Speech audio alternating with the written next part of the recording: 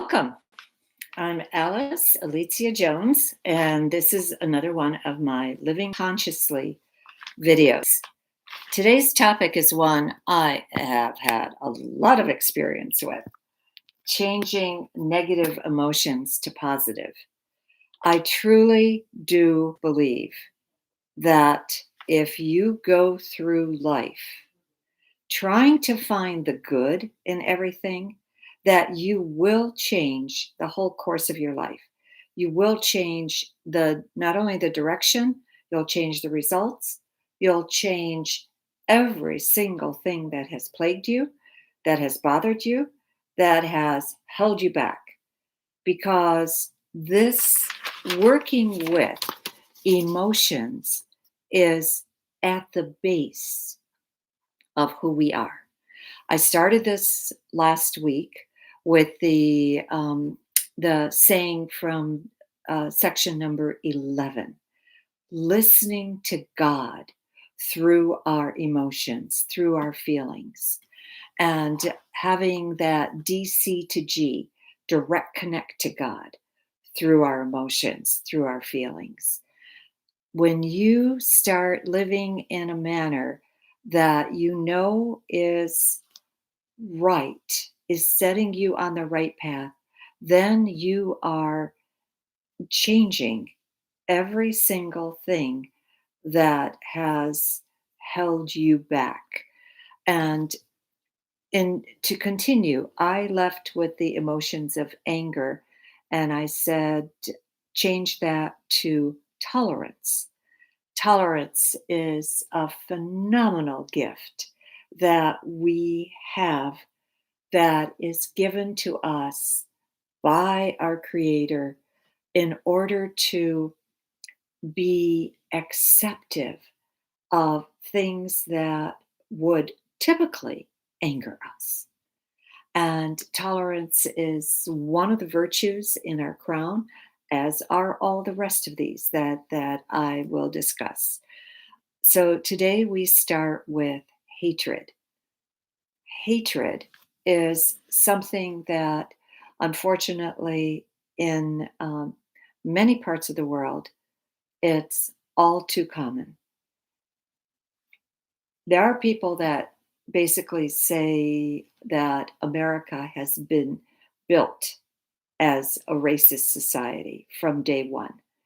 Um, but if you look at other cultures, no matter how sophisticated they were, there was always a level of discrimination between those who had versus those who didn't have. My favorite country in the world is England. I love England. I love everything about it. I love the countryside. I love the culture. I love the people. I love the accent.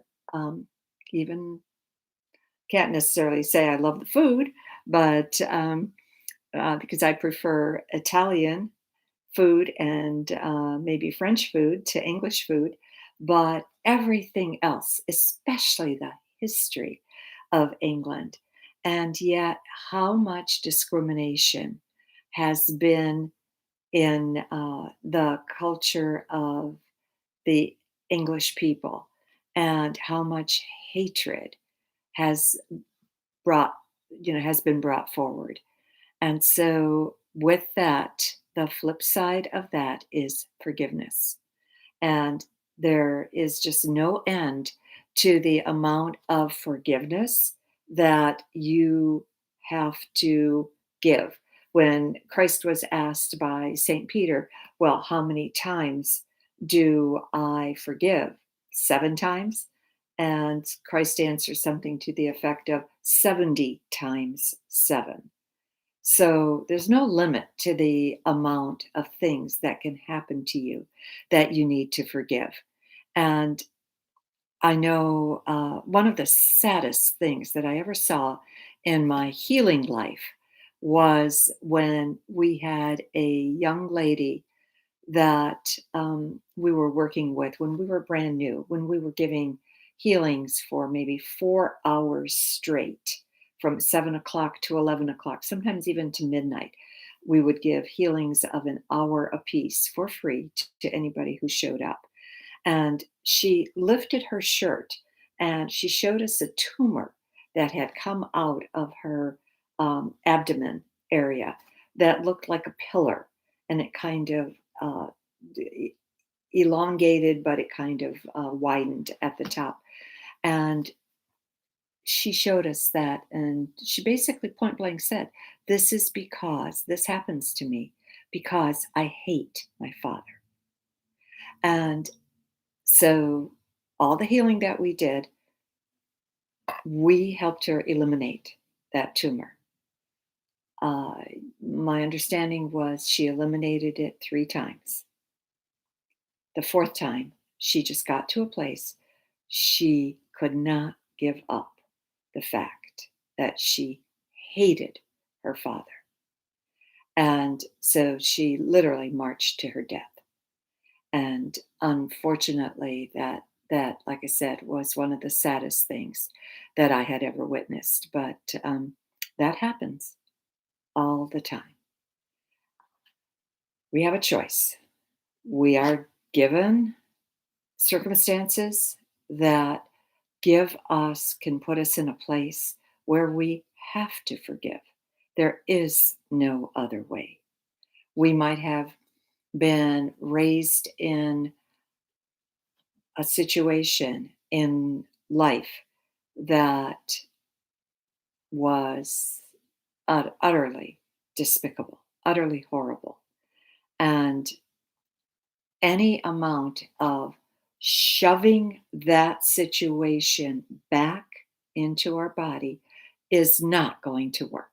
It is going to come out in different ways. It will come out as disruptions in our health because no matter how deeply we try to shove the circumstances back, um, it's almost like the lava in a volcano.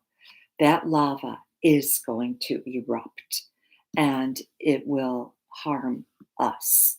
So, real forgiveness is something that every one of us has to work on in order to um, get through life, get through life, and not feel the next uh, thing. The next one I wanted to work on was guilt, and with guilt, it is a sense of victimization that and that is probably exactly what the person wants. The person who does continue, I'm going to adjust this a little bit because it's way too high, shows way too much of my ceiling. Um, the the victimization uh, is guilt is a favorite tool of those who want to typically want to victimize us, want us to feel as if we are a victim, and want to manipulate us to a certain level of action. And that action may not be something that we are interested in partaking in. So, the flip side of guilt is go to a place of innocence and just say that I am going to do exactly what I want to do rather than do something because I feel manipulated by you to do it. That I feel that this is what you want me to do, but it's against my personal will. And only I know what my will is. So if you take that feeling of innocence and recognize that a, a little child doesn't know how to feel guilt because they just act impulsively. They just, if they're happy, they smile. If they reach for a ball and the ball runs away from them, they chase the ball or they cry because they don't know how to maneuver their little bodies yet. So anyway, go to a place of innocence and see if that can't help you eliminate any feelings of guilt that anybody has plastered on you or tried to plaster on you. We don't have to accept what other people ask of us. When we're uh, put in a corner, when we're given a quest, and we don't know how to answer, or we feel we want to answer differently than the than we know we're going to answer if we answer quickly without thinking, then simply make the statement, I don't know. Let me think about that. I don't know. Let me think about that. So don't impulsively answer just because somebody has asked you to do something. I don't know. Let me think about that. The next one that I wanted to talk about was dishonesty. One of the things, the principles of Reiki that literally we look at every single day, it's on our Reiki certificate.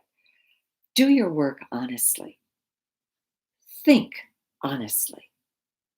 Speak honestly. One of the reasons we're in so much trouble right now as a country is because of all the dishonesty that's out there. Point blank lies, alternate facts that are given, which eventually you hear something enough times, people repeat it. There's an element of people that are going to accept it as truth. It is not. If it's dishonest, it's dishonest.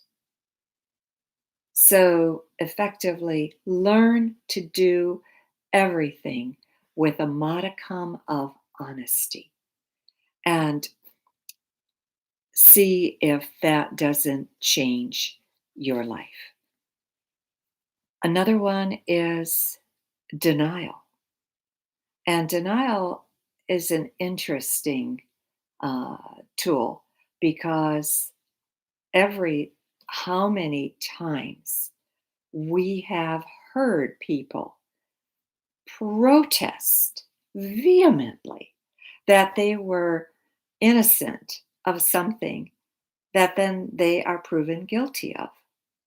And the irony is with the technology that we have today, with the fact that we have video cameras on our cell phone that can be activated within a second and can show the the action as it happened rather than take the official account of the action as it was doctored to be presented. We now have the means to counteract dishonesty. If I know that over the years there have been many people that have come to me that basically have said that they have been set up at work by a group, could be one, could be two, could be three, of people that were, in their estimation, jealous of them. And as I went into the mindset of those people, I confirmed that emotion.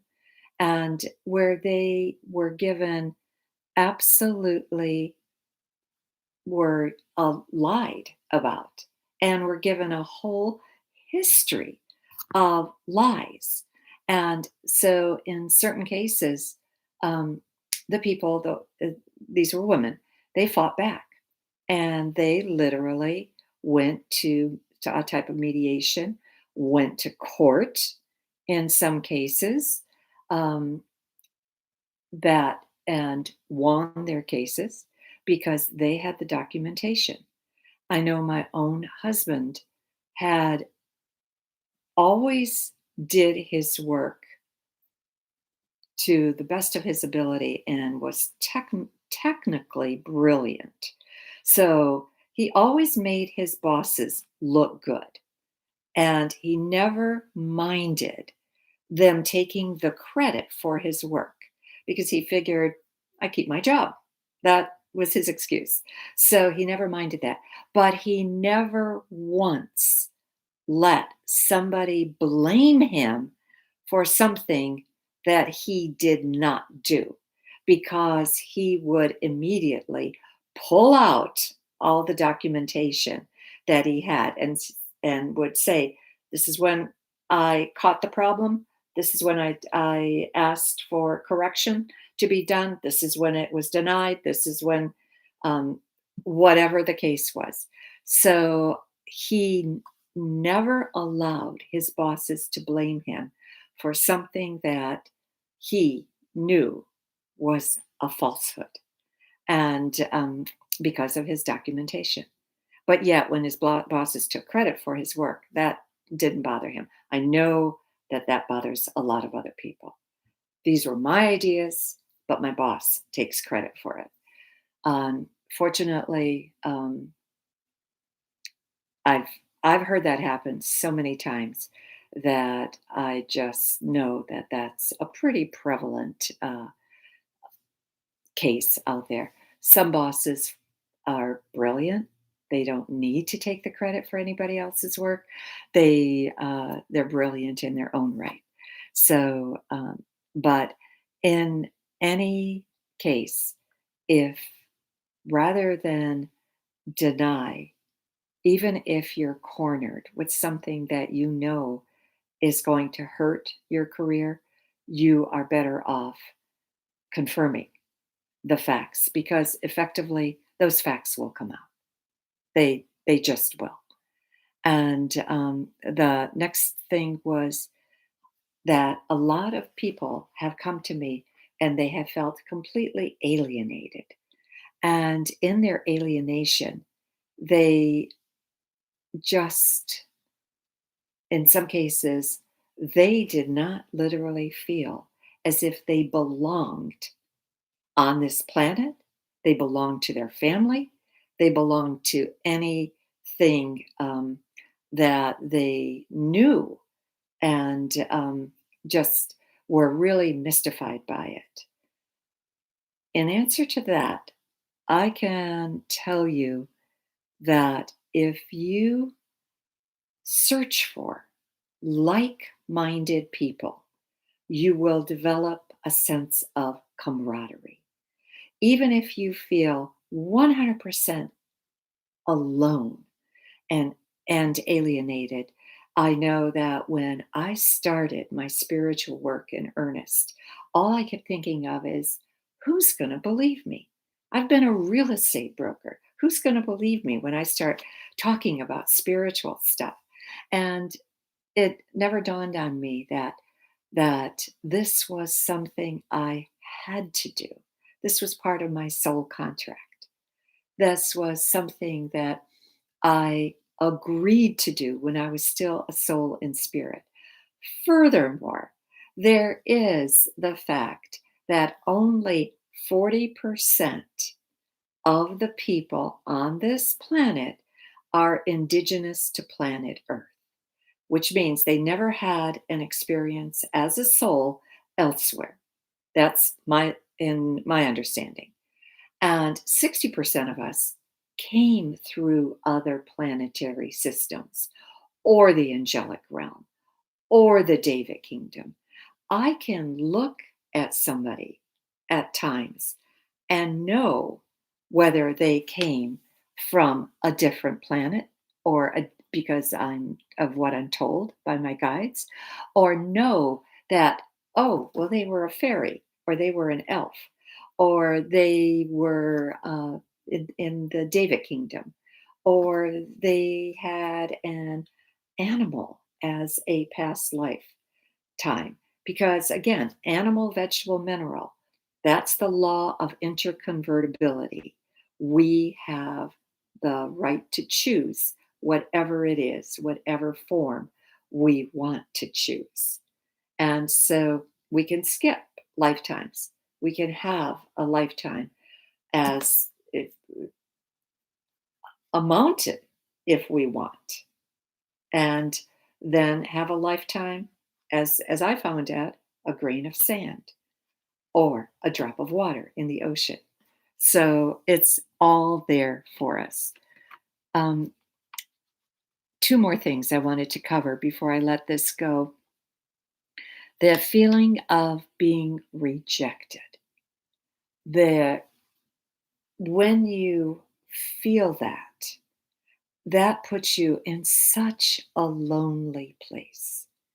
It makes you feel like you're one against the world. And the opposite of that is acceptance. And so, again, you have to find a group of people that you have like minded ideas, where you have like minded opinions. And if you search and ask that the highest beings of light guide you, then you won't be bottom fishing and searching for ideas to support very,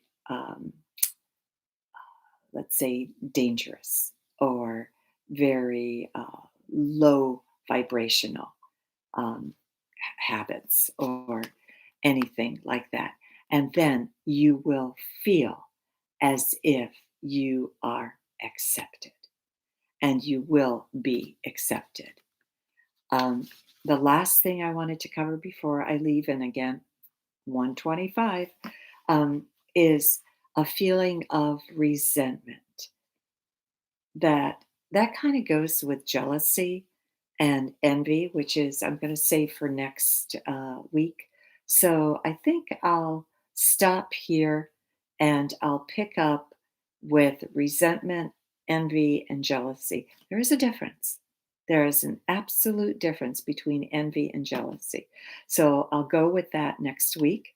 And I wish you a wonderful week. It's the month of May starts tomorrow.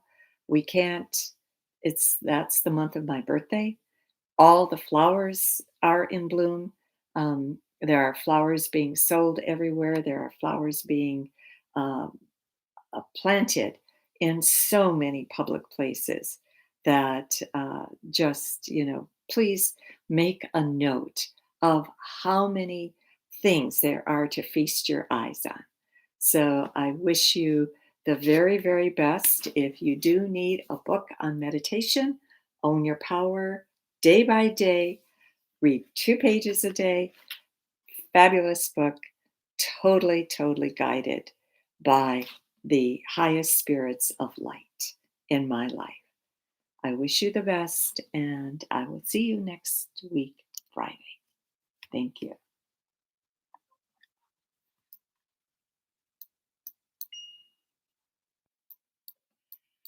Welcome. On